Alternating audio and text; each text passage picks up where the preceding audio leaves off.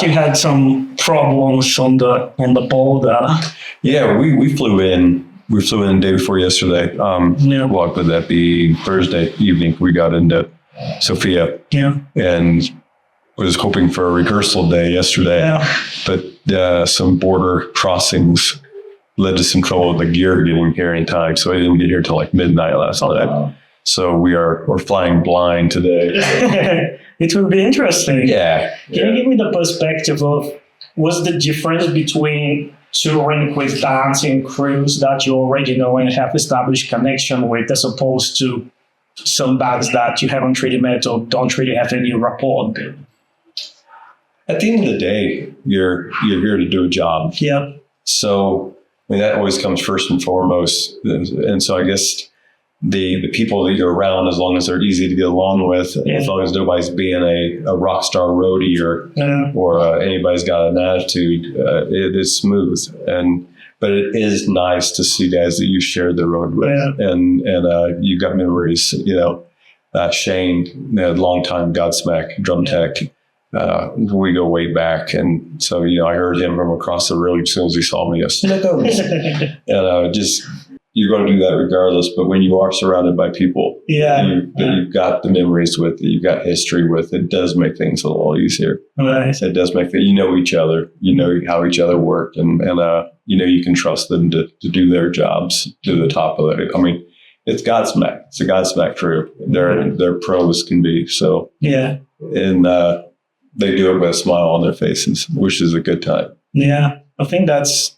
I guess and this applies to everything. Having like a stable and positive working environment, I guess it affects every single life. Absolutely, just like any job. Yeah. As long as when you enjoy the people you're around, regardless of what your job is, you always got the job to do. But when you are in a healthy, relaxed atmosphere, it definitely makes going to work a lot funner. Yeah. In general, and for you personally, how important is having this sort of, and positive communication with the people that you're surrounded with, and, you're working and performing jobs as you've mentioned? I mean, obviously, it's an important and significant aspect. It is very important, especially like if you're talking about like our individual crew guys. It's very important because we learned from day one that you can be as nice as you can be as band members and as appreciative as you can be, but it's your crew who are dealing with the other band's crews day in and day out, all day long. So it's very important that you pick the right guys to represent you, not only be able to do their jobs very professional, crew-wise, but also represent you in a professional manner, because of the fact that it's your crew that's going to be dealing with them every day. They're a reflection of the band. When especially with like local crew, when a band is mentioned, it isn't like, oh, that band's crew sucked. It's that band sucked. Having that band in was a bad day, because they don't make that separation between the fact that they dealt with a jerk. So you want to make sure that you have good guys that.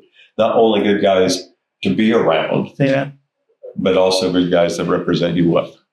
That's such an interesting perspective. That's actually very logical, that you want to be, you want your brand to be represented in the way you want it to be at every single stage. Yeah, you don't want anybody, whether it's local crew, whether it's other bands as crews, you don't want anybody to ever walk away with a bad taste in their mouth because somebody that is on your crew was difficult to deal with. So you want to make sure that everybody's being professional, everybody's easy and good to deal with. Yeah, that makes great sense. And, speaking about mentality, something that, I really wanted to discuss with you is that, your band has such a long history and has been through so much events. It is. Yeah. And I'm interested to hear from your perspective, dealing with all these sort of hindrances along the road. How difficult is to keep this, mentality to go forward and keep it going? Because I assume at some point it's, you face some questionable, choices whether to continue or not, but you still keep doing it.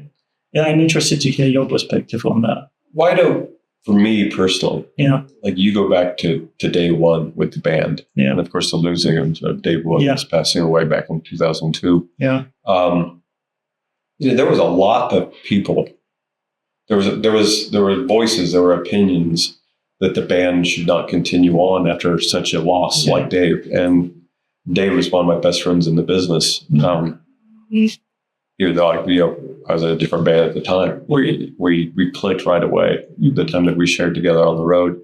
And but to the guys, to the other three members of Drowning Pool, that was a brother. That was that was in some ways your band members are closer to you than your own flesh and blood family, because you spend more time with them. And so not only did they lose that brother, but they were faced with that decision that you're talking about of continuing on. And as I strayed from it, but there's a lot of voices, a lot of opinions that they shouldn't. Yeah. And I think that was really unfair, because the band, some people don't realize, but the band Drowning Pool was a band before Dave joined. Yeah. And it was their dreams. It was their work just as much as Dave's. They got them to the point that they were. So it was really unfair to expect them to walk away from their dreams because of this crushing loss that they had. And not only did they have this crushing loss of their life, but then people expect them to walk away from their own dreams and the years of work that they put in to get to that point.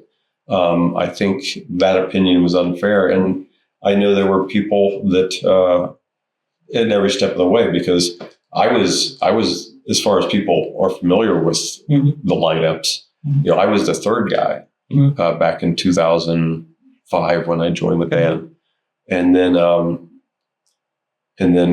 we parted ways in 2010, 2011, and then got back together again in 2023, and they've had so many trials. And I think as the years have gone on, I think it's become more difficult to deal with the hurdles. Because along with as the years pass, you also, your life changes. Your family dynamic at home becomes, I think, even stronger because of your younger years. You miss so much of the family time because you spend so much time on the road trying to make it. That as you get older, things slow down a little bit. You get to pick and choose what you do career-wise. So you spend more time at home. So it becomes more of a tug of war of continuing on and continuing that battle of not recreation, but with every lineup change, there is a bit of change within the dynamic of the band, and dealing with that change becomes a little harder to palate, a little harder to be willing to step into when home is becoming more and more comfortable at the same time. So I think that's probably been a challenge for the guys. And understandably so. I've spent, since rejoining the band in 23, the last 2 years, it was like the old days. I was in the United States touring with Drowning Pool more than I was at home by a long shot. So this past couple months has been the most time I've had at home in a couple of years. And I can understand just in that experience of how hard it is to all of a sudden pack your bags. And I mean, don't get me wrong, we're blessed to do this, and we all know it and we all feel it. I mean, it is a blessing to be able to do this for a living, that people give us the time of day to allow us to do this. And that is an amazing gift. But it also, as the years go on, it becomes a little harder to pack that bag and walk out the door and say goodbye to the family and the dogs and your place on the couch and your bed and all that stuff. It becomes a little harder to deal with. But But once you get out here and you get into the swing of things, it's like a comfortable pair of shoes. I can imagine that, just the idea of missing moments and being committed to a whole parallel life, I guess, as opposed to your personal one is my kids were just being born in my first couple of years of doing this professionally. Yeah. And now my kids are 26 and 22. Yeah. So that they've grown up with a dad that missed most birthdays and missed a lot of holidays and did a lot of parenting over the phone. Yeah. And bless them for being the men that they are now, because they did it with one half of their parenting experience being thousands of miles away at times.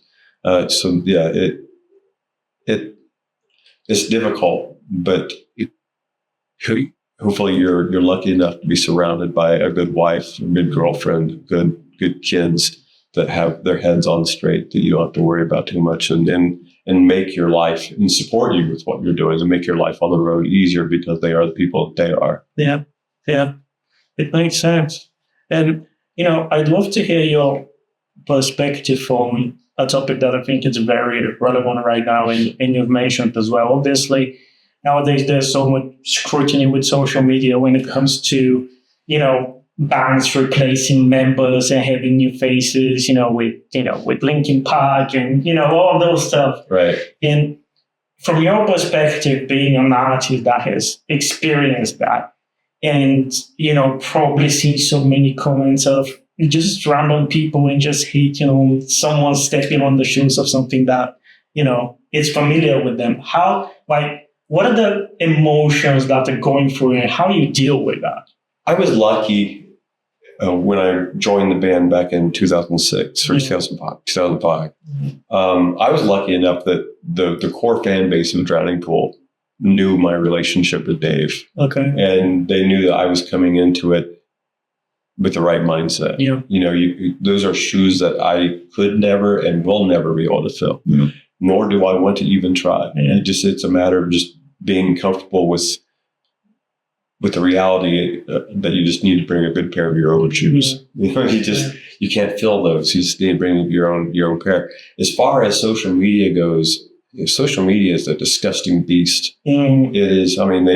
Social media and the haters, they kill movies nowadays before they're even released. And so, regretfully, there's so much negativity in the world, and social media seems to be the breeding ground of where people can lash out all of their insecurity, their own issues in their own life that they have to hate on something else. Yeah. And but I relate it to exactly what I was saying earlier, as far as to expect a band to give up, to quit, because they've lost a member. It's unfair. It is. It's those other members, regardless of whether you're talking about Drowning Pool or Linkin Park or Alice in Chains or any of the bands out there that have lost a member.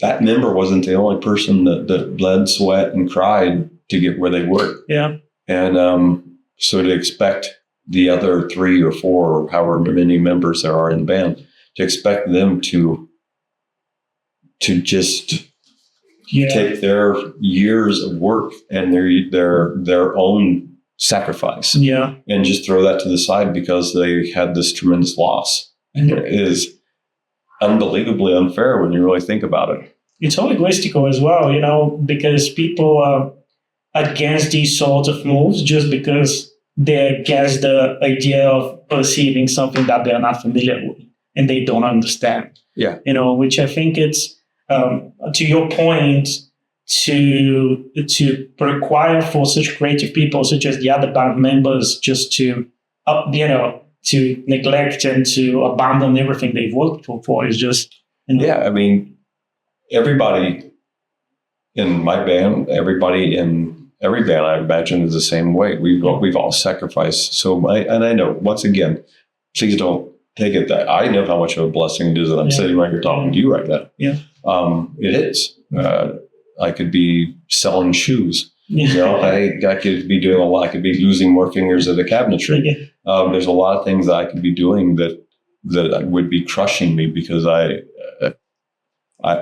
always been of that musician mindset. I've always had a lot in me that I need to get out somehow. And I've been lucky enough to be able to do that in music to where if I had to do something else, it would be. Yeah, I completely lost track of the question. That's fine. You completely answered it anyway. So that's fine. Yeah. Cool. Yeah.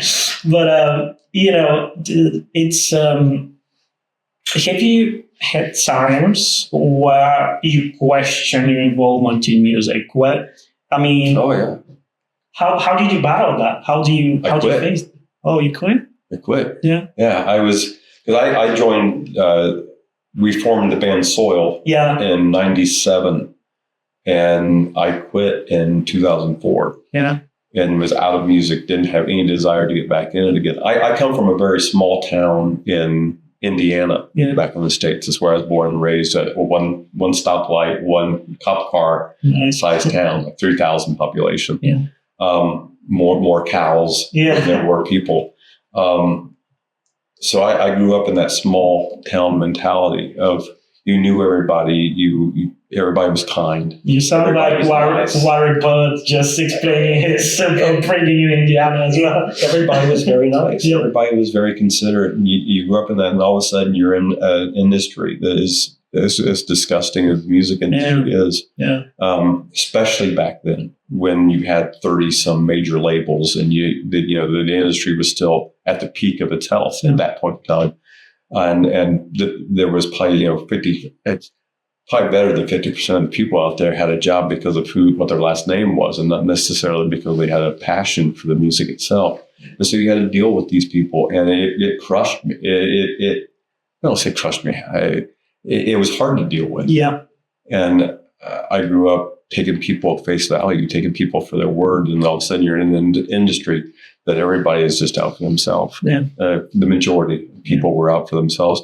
And I finally had enough, and I had to walk away. And I quit music in 2004 and had no plans on getting back in. When I quit, different labels, different A&R guys from different labels contacted me to ask me to write with this baby band or that new band or whatever, or join this or that. And I gratefully declined all those things because I just had no desire to get back in. And the only reason I did get back in is because these guys, Drowning Pool, got a hold of me, and they were my best friends in the business. But yeah, I've had those moments, and I walked away. At the time, it was time, for me at that point, it was much easier to because how disgusting the industry was. Yeah. It was easier for me to finally say I've had enough, and I've gotten to experience a little bit of what I sought out to do, and it's time to go home and be a full-time dad and husband. But like I said, the Drowning Pool guys got a hold of me, and then Dave's mom. The icing on the cake is when Dave's mom called me and was like, "Yeah, if anybody's going to do it, David wanted to be you." Wow. And I was like, "All right, yeah, can't say no to Mrs. Williams." Yeah. I mean, I was going to ask you what exactly, rejuvenated your passion and made you take the gig, but I guess I mean, from the time my parents talk about me being a kid, still in diapers, size kid, and running around the house on my tricycle, singing to my dad's music, whether it was CCR or Led Zeppelin or there was always music going on in the house. So I always had that desire to do something musically. And my mom was very musical herself. She was very, piano. So there was always something musical going on in the house. And so it was a part of my existence, and it was a part of what I wanted. It was part of who I was and what I wanted to be since that kid, as my parents would say. And so when I walked away, there was still that. There's no getting away from that. So so when I walked away, the bug was still biting me. The itch was still there. Yeah. but the desire not to deal with the type of people that you had to deal with. I'm not saying everybody I dealt with was that way. There was good people in the industry. We were signed to J Records. There were good people in J Records. James Diener being one, phenomenal. Yeah. Music mind and passion for music. But you also had to deal with people, whether it was managers or, and again, not all managers. So if you're one of my past managers, I'm not necessarily talking about you, so don't email me some nasty shit. But you did deal with, sometimes it wasn't even your own manager. It was dealing with the manager of another band, or just there were people that sucked the life out of it, but that bug still was chewing at you, even though I walked away. So, but like I said, Drowning Pool was the only situation that definitely was like, yeah, I could do that. I see. I could do that because I was good with what I was surrounded by.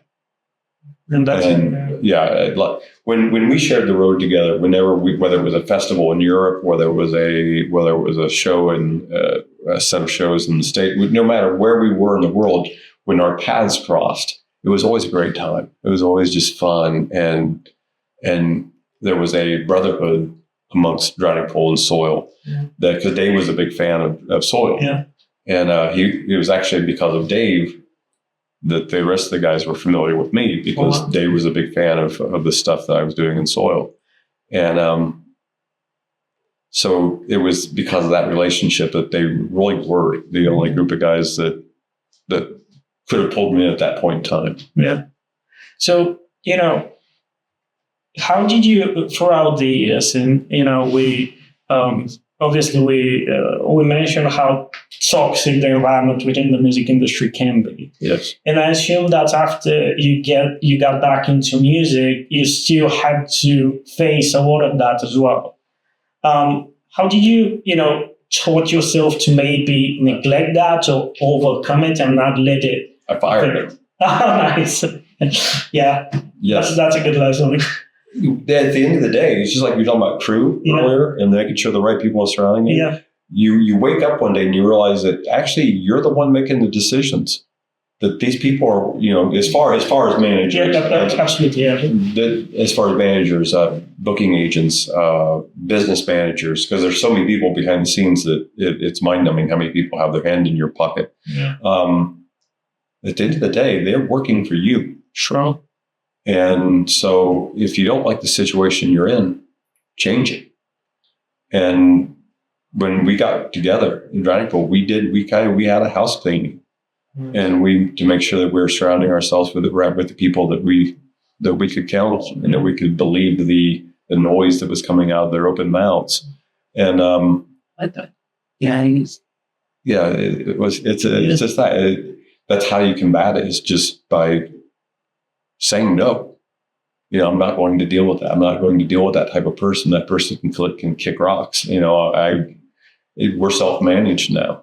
Luckily, we've been able to, again, thanks to people keeping us around, we're at a position now in our careers where we can self-manage, and we can make the decisions that we want to make. And we know what the right decisions are, because we're not being told what to do. We're not having this option boxed up and made to look really nice. We know what the options are at face value and below. Yeah. So we're able to make the decisions that are right for us at this point in our life, instead of counting on somebody to tell us the right decision, instead of relying on somebody to point us in the right direction. We know what the directions are. So we're lucky enough to be in that situation. But no, it's a matter, you combat it by just taking control. Yeah. That's such a good lesson, actually. Just, understanding your influence and utilizing to your benefit. The only people that you can in this industry, and we're lucky enough, we're with SBG Records now. Shan over at SBG he's amazing, and everybody that works there, Hannah, everybody is amazing. But we're there because, again, we handpicked that. Yeah. We met with different people, and there was a lot of great options, and we went with Shan, and there's been no regret. Shan Davis, right? Yeah, yes. Amazing guy. Yes, absolutely. And I can call him about any number of things that doesn't have to be music related. Yeah. And he's always there to help. And he's a great soul. And you can surround yourself by those people by making the decisions, by keeping the decisions themselves. I think this is, such a great perspective and indication how, because how many, bands and artists in the music are making decisions based on names and, I want the big name. I want the, especially back in the day. Yeah. They had to have, you had to do a video with this guy. Yeah. And this guy had to do this mix, and you had to have this other guy do this other mix. Yeah. And you paid hundreds of thousands of dollars for a video because this guy was producing the video or directing the video. Yeah. It was way more so back then than it is now that you had to have the name associated with the mix or the recording or the nowadays people are recording albums on their computer, in their own home. So, but back in the day, you had your label was spending your money like it was water, man. I remember the first music video I did with SOiL, the song Halo. Oh yeah. They spent something like $350,000 on that music video. Jesus. I think in my time with Johnny Poole, we haven't spent more than like $12,000 on a music video, and that was expensive nowadays. But they spent like $350,000 on the first video, like $300,000 on the Unreal video, and like $250 on the. It kept getting better. It's still bullshit, but it kept getting better. Because you had to have this name and all this crap on it. But it's better nowadays, definitely. Yeah, if you're not working with this name, it means that you're degrading. They would give you shit like people at the radio station cared. They didn't care. They're playing what they're told to play. Exactly. But at the time, you're going, okay. Yeah, you don't know. So, another interesting thing I wanted to ask you is that, obviously you've mentioned how things in terms of perceptions and mentality are changing with the age. And yet you rejoined Drowning Pool recently, the second time. And your music sounds so rejuvenated. It's so back to the roots in terms of energy and melody, and it's so like energized. So I'm interested to hear what was your perspective in this process, and how did you achieve that? Because I think it's just who we are. Yeah. I'm very glad. I'm very happy about the fact that Drowning Pool has never been, at least my involvement with Drowning Pool. We've never been a band that there's so many bands out there, and I'm not going to name names because I respect the show. Yeah. Regardless of what I'm getting ready to say, I respect it. I do. I mean, anybody that's having success in this industry deserves respect because it's not easy. And before I go any further, real quick, when I say they spent $350,000 on a music video, that's not saying that we had $350,000 to spend on a music video. They spent our money before we ever saw it, which is why today we're not rolling up in limousines. Wow. Yeah. That wasn't our decision. That wasn't money that we actually had in our pocket. That's called recuperable money, which meant that we never saw money from sales and stuff because it went back to pay for the shit that they spent our money on. So don't think that I had $350,000 to spend on a fucking music video. That's not the case. But you were paying it for the years. Yeah. That's why the kids are going to community college. But or if they're lucky, they're going to college.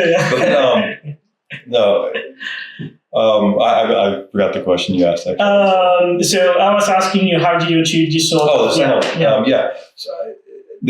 Sorry about that. That's fine. We've always just played what was natural. Yeah. Regardless of the singer in Drowning Pool, the music has always been CJ, Mike, and Stevie. Well done. They've always been the writers of the music. So the music aspect of the band has never changed. Mm-hmm. When you think about it, the music that you consider Drowning Pool has always been those three guys. Mm-hmm. It's not like they changed out a main songwriter or something like that. The music has always been those three. And they've always created amazing palettes of music for the singer, regardless of who that singer was, but to dance on and to paint on vocally. So that the music has never changed. And I think just the dynamic that we had together for the first 7 years that we were together to today is the dynamic that we have together when we walk into a room that we're all in. It's just what we are naturally. And that just comes out in the music. Because I mean, that's what all the guys are. So we've never sat out to, I'm coming back around to my original thing. And I was always, every once in a while you'll come across a band that like the first album sounded like this, or their first singles that you were familiar with sound like this, and then all of a sudden they had a hit slow song, and the next thing you know, the next 5 singles are slow songs that sound just like that slow song that they had that big hit with. And but this band has never been about recreating bodies or recreating Tearaway. It's always just been about writing what comes natural and writing a good song, not trying to recreate this or that. I think it's just fantastic because I think so many, bands nowadays are just doing what you've said. I mean, just recreating and trying to replicate, success things. And it's so few of them actually concentrate on creating music. It's hard not to, because you have a lot of influence in a lot of situations, especially talking about like Shan. We're talking about Shan. Shan would never put that pressure on you. But I've been in situations. I've been with people, whether it was labels, whether it was management, whether that pushed you to recreate this, or what we need now is another body. If we knew how to write another body, believe me, we would. But you do get bands get a lot of pressure. So, well, this song sold this many. So you need another one of those. And so they get a lot of pressure from that, and they bow to that pressure. Whereas my hat's off to Stevie, Mike, and CJ that they've never been. It's not a rebel thing. It's not like no. It just, they love music and they love creating music. And I think if you're trying to mimic something that you've done in the past, you're not getting the full. You're not getting out what you need to get out necessarily. You're concentrating on trying to recreate instead of expressing. And they've always just done a good job of just being in the here and now, and not necessarily living in the past. Which is, I think, such a great mindset to have, I guess. Well, and I think to your point, I think that's why the music now. I say not living in the past, but I think that's why the music, the song like we released Revolution, and Revolution, we've been so busy that we have had such little time. We've got so many songs that we've written. That Revolution has happened to be the first song that got done. So we released it. But there are so many songs that I'm just that we have another song coming out in a couple of weeks. But there's so many songs still that I'm more excited about than either one of these songs. That it's just the timing that we have to get into the recording and stuff. But I think that it's reminiscent of the music that we wrote together in the past, because we're the same guys. We're the same guys that experienced life in the same way that we did then. Life is different, but we experience it the same way because we have the same brains in our heads and hearts in our chests that we had during those days. And so our form of expression is the same in a way. There's definitely new avenues that we take. With Revolution, it was the first time that I've ever been involved in a band where we literally actually sat down at a table and we threw out ideas, even lyrically.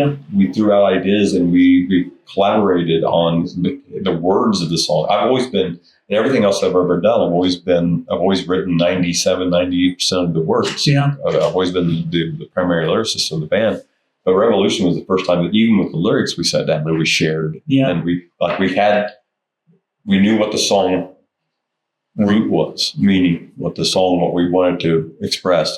But then everybody threw their lines and their own emotions into it, and we put that and we molded that together to end up being what Revolution was.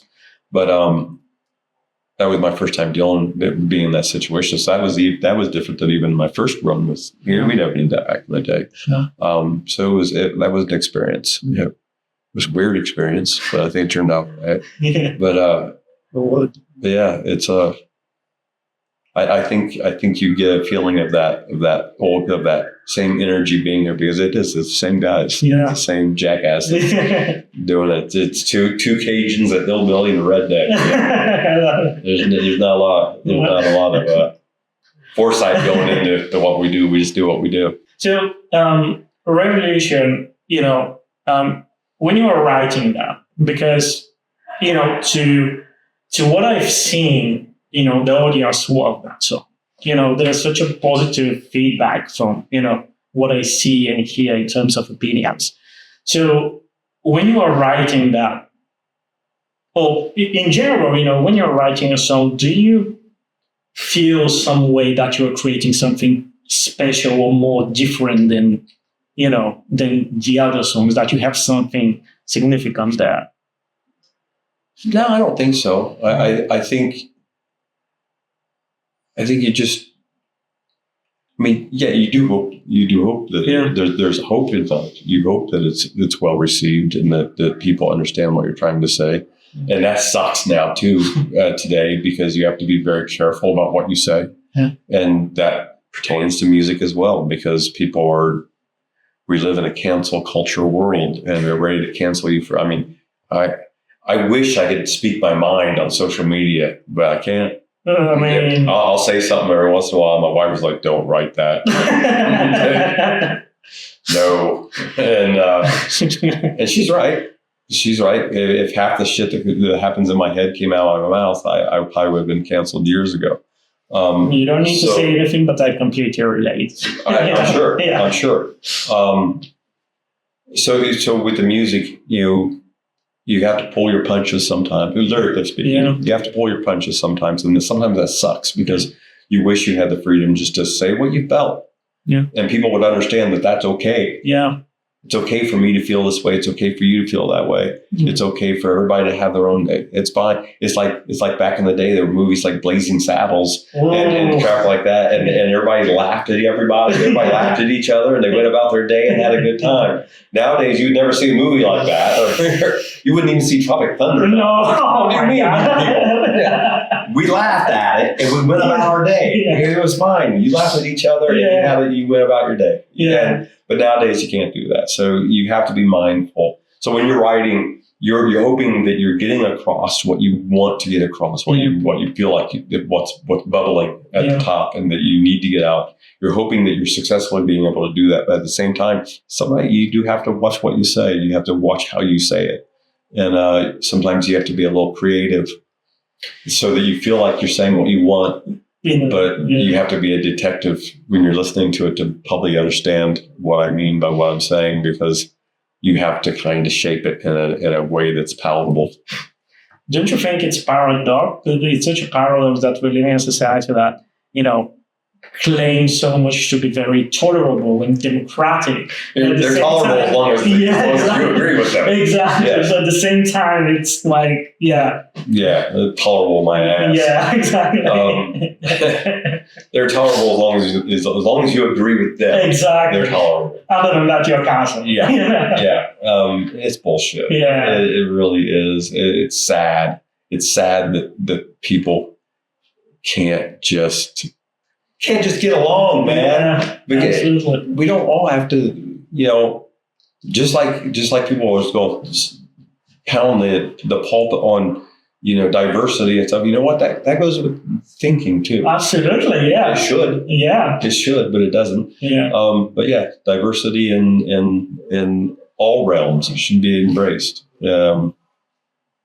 Not just a specific topic. Yeah. You mentioned, and you did a couple of references in terms of movies. You sound as a movie fan. when you spend this much time on the road, you watch a lot of movies. Yeah, you watch a lot. I mean, I've watched so many movies on flights lately that I come home, my wife's like, "You want to watch this? See it. About this? See it." Okay, I know it's an annoying question. It's a very social media-ish, but top 5 movies. Top 5 movies. Yeah. Favorite movie all time is a movie called True Romance. Oh, yeah, nice. That's my number 1 all time. Literally watched it yesterday. Like, yeah. Oh, but dude, written by every Tarantino. part in that movie. I mean, Brad Pitt plays the guy sitting on the couch. Living on the couch. Amazing. Every part of that movie. Gary Oldman. I love Gary Oldman. Yeah. He had yesterday, but he had a birthday yesterday, by the way, which was amazing. What was it? Gary Oldman. What? He had birthday yesterday. Oh. Yeah. Dude, happy birthday. He's one of my favorite actors ever. Absolutely. He's phenomenal. Slow Horses. Yeah. But True Romance has always been number 1 because it's this great movie. Yeah. I don't know. You sounded like a Tarantino guy to some extent. To a certain extent. Yeah. There's some of his movies where I like some of his movies are like Pulp Fiction was a great movie with dialogue, and then really because of the dialogue in it. And then sometimes I feel like he tried to recreate it. Yeah. And whatever. Yeah. You do. But phenomenal. I mean, I'm not bagging. I think the guy is amazing. The tops of what he does. Yeah, I would be aging, and I would say sometimes I find it, over. What was the word I'm looking for? I think he's overstated sometimes. But great director. Yeah, and deserving himself. Yeah, because he deserves it. Yeah, and if you're going to spank somebody, spank yourself. Yeah, exactly. But there's so many great movies. True Romance is always my top, my go-to as far as being my number 1. There's movies that my mind just went. Yeah, it always happens that. But there are those movies that no matter how many times you flip through the channels, you see it, and you're like, Goodfellas. Was one of those movies that no matter how many times you've seen it, when you flip through the channels, it's like, oh, good. The first part. The second part, where he's selling the drugs and everything, whatever. But it's still good. Yeah. But the whole first part of that movie, that was excellent. Scarface is a bit like that. Yeah. There's those movies. Yeah. And like I said, Monument Blank. There's definitely a handful of movies out there. No matter how many times you've watched them, when you see it, you just stop. Yeah. Got it. Okay. You just have to. Yeah. I gotcha. Okay. Final question. I usually always like to, ask this people, but what's a question you've never been asked, but you've always wanted to answer during interviews? Is there a specific topic that you wish people would talk to you more about, but they don't? No, I'm a huge American football fan. Nice. So if anybody ever got me on that subject, we'd probably have like the longest interview in history, because I can. That's misery right there. I am a glutton for punishment. I'm a Cleveland Browns fan. Nice. Yeah, so that's been a miserable existence. But I'm a loyal fan. So I've been stuck with the Browns since '81. Oh wow! Yeah, but yeah, that's a subject that I love talking about because I know way too much. Yeah, and I think it has to do with touring, especially in the early days. I didn't drink or anything, and so American football, sports in general, was kind of my getaway. When everybody else would be partying on the bus, I'd be laying in my bunk listening to Book of Shadows by Zach Wilde, and reading the latest publication of Sporting News or something, just to get away from the chaos that was surrounding me. Yeah. But yeah, play football. American football is something that doesn't come up in music interviews. But I don't know. I can never talk about my family enough because I'm proud of my family, my boys and everything. proud of the men they've become. So never get to chat about them enough. But yeah, that's probably it. Ryan. I think everything else has been covered over the years. Yeah, I think so. Okay, I will leave you there. I don't want to, make you late for the sound check. It happens. What's your request? Would you sign this for me? Absolutely. And I'll ask you for a photo as well. Yeah, if that's funny. Absolutely.